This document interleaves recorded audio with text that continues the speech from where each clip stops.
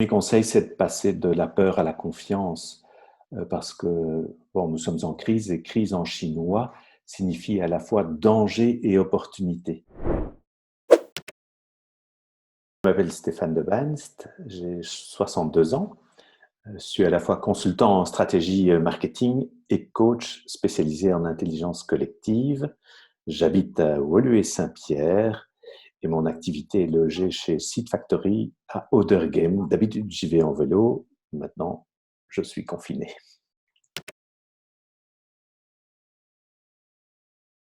Pour mon activité de spécialiste en intelligence collective, j'ai été à l'origine de la création d'un collectif qui s'appelle Oxygen for Leaders.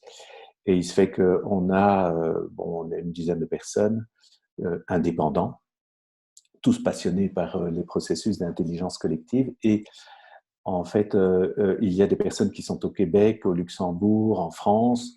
Donc, on a l'habitude déjà depuis un an et demi, de se réunir en vidéoconférence.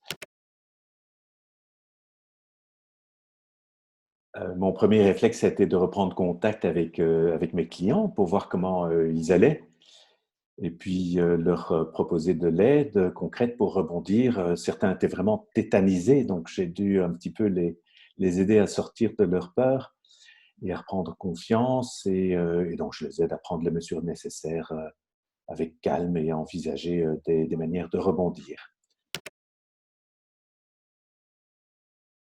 J'ai repris contact avec des partenaires qui sont complémentaires. Par exemple, avec deux partenaires qui sont dans le digital, de manière à proposer en fait au marché des projets de transformation digitale en mode agile, en intelligence collective.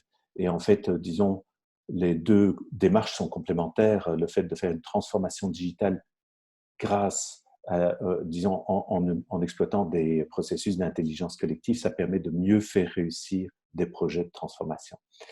Et notamment parce qu'en impliquant les gens, on les rend euh, acteurs du changement et ils ne subissent pas le changement. Voilà. Je renforcerai encore le social selling. Le thème, en fait, c'est crise coronavirus. Êtes-vous prêt pour la relance? On a mis au point une checklist que nous mettons à disposition des dirigeants d'entreprise et on propose des ateliers en intelligence collective pour rebondir.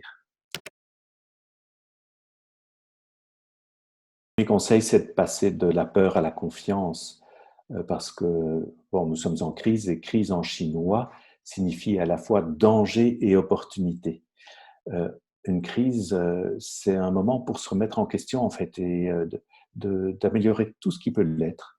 Euh, donc, il faut aujourd'hui retrouver du sens dans ce que nous faisons. Je pense qu'un ancien monde est en train de s'effondrer au profit d'un nouveau monde qui est plus respectueux de l'humain, de la planète et qui est plus juste.